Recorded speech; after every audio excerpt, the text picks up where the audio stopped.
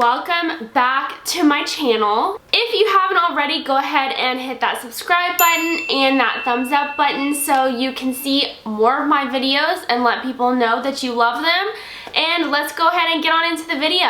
So I did just get back from a long weekend in Charleston, South Carolina. It was my first time in South Carolina and Charleston, and it was also my husband's first time, and we had a really lovely weekend. It was so much fun, and honestly, so much more than I thought it was going to be. So today's video, I wanted to talk about the things to know before you go to Charleston, South Carolina. So that way you can plan your trip better to Charleston, South Carolina. So let's go ahead and get on into the first one. Okay, so the first thing that I want to talk about is the weather. So first off, if you are not used to southern states, South Carolina is definitely going to throw you for a wild one because it is definitely muggy there.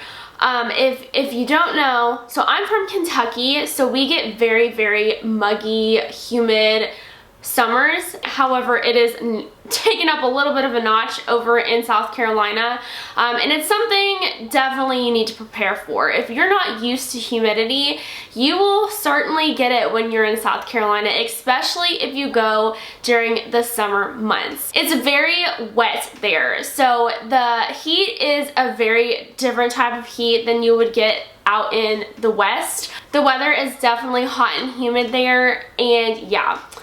Also, speaking of weather, Charleston is located basically on a beach. It's right on the coast, and there are tons of beaches close by like Folly, Sullivan's Island, etc. So because of the location, the weather can also change on a dime. I always tell people little storms can come through at any moment's notice. Now, this doesn't necessarily mean it's going to be a very long storm. It could be maybe 10 minutes, but it can storm really bad, really quickly, and it's always good to have a little bit of an extra layer of protection, whether that be an umbrella or a rain jacket, because again, the weather can change in a second and you just don't know what's coming. So the next thing I want to talk about is slightly ironic because I have traveled to many different places with many different types of streets. And what I mean by that is cobblestone streets, uneven streets, etc. If you've ever been to Europe, you know that sometimes the streets can be a little uneven. It's because a lot of those streets are historical streets that have been around for many years. A lot of them are uneven, cobblestone. So Charleston is actually extremely similar. So a lot of their streets are cobblestone streets, and a lot of their streets are very uneven. Now, when I go to Europe, I do wear wedge shoes. I can walk perfectly fine in my wedges in Europe. I've never had an issue. For some reason, in Charleston, I tripped, I kid you not, like at least 7 times. Not every street is a cobblestone street. So just something to be aware of. My next topic I wanted to talk about is the history in Charleston. So Charleston is a really historical city. It's seen a lot of different things and moments in American history. Charleston, first off, was where a lot of, unfortunately, the slave ships did land. So there is that side of history with the plantations and the Black history that you will see there. But there's also a lot of different history regarding different wars like the Civil War, the Revolutionary War, and also sicknesses like smallpox and things like that. This city has seen a lot of things. So there's a ton of history there. There's a lot of houses and things that you can tour just even right in Charleston, or if you did want to go to one of the plantations or Charlestown Landing. There's just so much history in this city. I really encourage you to try to learn a lot of the history before going, and also taking advantage of the history there and trying to do some of the tours. Because of how much history was in this city, a lot of people think that it is haunted as well. So there are tons of haunted tours, and I actually did one while I was in Charleston, and it was super fun. I'm a big geek regarding like ghosts and the supernatural, so I absolutely loved it. It's super interesting. They say that Charleston is one of the most haunted southern cities, and yeah, I honestly could definitely believe it, just based on how many things and how many deaths were there. So I really strongly encourage you to get out there and learn some of the history while you're there. Okay, people, so the next thing we have to talk about is the amazing food.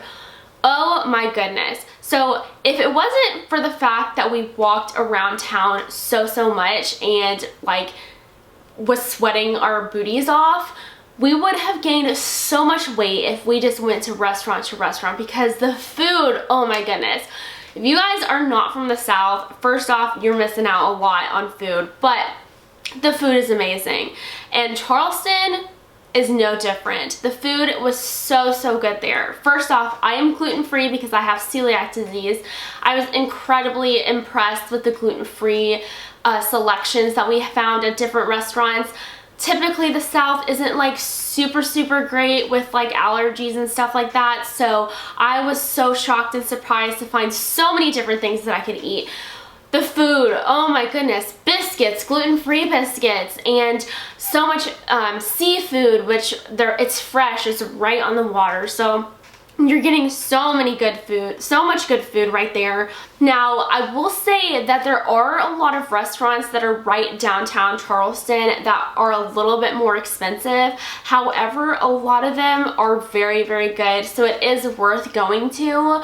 A couple of the ones that just off the top of my head that I think you should go and check out are slightly north of Broad and Magnolia's. We had really good meals at both of those places. So yes, the food, so good, guys. My next point is the parking in Charleston. So there are parking garages and parking lots in Charleston, so you will be able to find a parking spot if you choose to drive, bring your car, etc.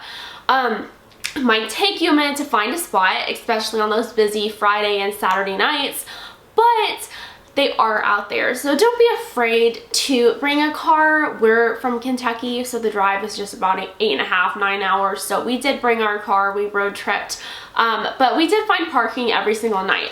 However, I do want to mention, definitely have a parking budget if you're planning out a trip. It's something that Jamie and I didn't really take into consideration, because although we knew we had to park and find parking when we went to the city, I didn't expect it to be so expensive. I don't really know what I thought it was supposed to be, but I did find the parking to be a little bit more expensive than some of the other cities that I have traveled to. It's just something to think about before you plan your trip. I could not speak more highly about Charleston and our time there. I really enjoyed it, and I cannot wait to plan a return visit. So I hope my info really helped you, and I hope that you're able to plan your trip a little bit more easily now. If you guys have any more questions about it, please comment down below. I'd love to answer them if I'm able to, and discuss your trip with you. If you're planning to go to Charleston soon, you will absolutely love it if you've never been. But I hope you guys like this video. Please give it a big thumbs up so it gets to more and more people. I would really appreciate it. And I will see you guys in my next video. Bye and happy travels.